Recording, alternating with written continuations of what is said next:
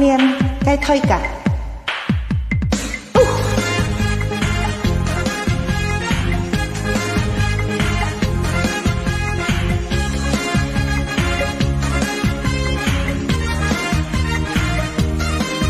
Chẳng sẽ còn ra chẳng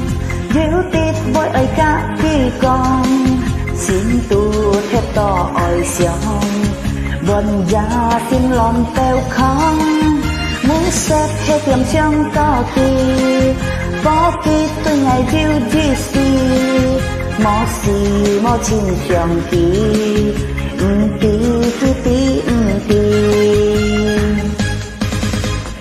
trong mấy ngày mới chỉ nghĩ to kỳ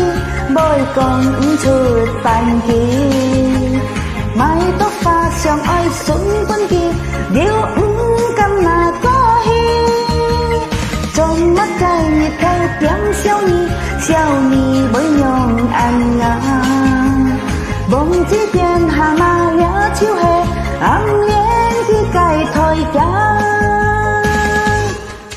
chẳng sẽ còn ra chẳng nếu tết bôi ơi cả khi con xin tu thế to ỏi xong bọn già xin lòng kêu khó muốn xếp hay tiệm trong to kỳ có tí tôi ngày diêu đi xì mò chín trong kỳ tí anh có thế to ấy trên cái khu xì bởi diêu đi tít vòng sáng mùi nhít nhong buộc khát bót nơi tôi cho tên cái tên thiên phá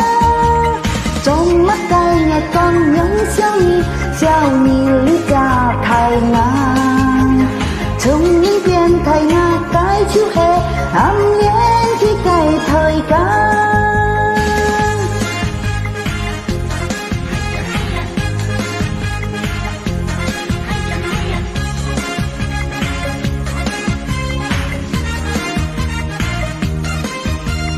thằng có thế to ở trên cái của xì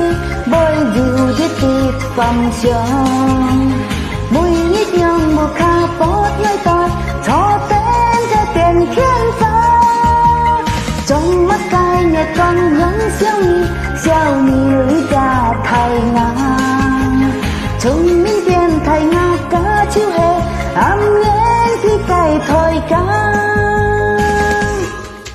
chẳng sẽ còn ra chẳng nếu tít bôi ơi cả kỳ con xin tu thép to ỏi xong bọn già xin lon kêu không muốn xếp hết tiệm trong to kỳ có kỳ tôi ngày diêu đi xì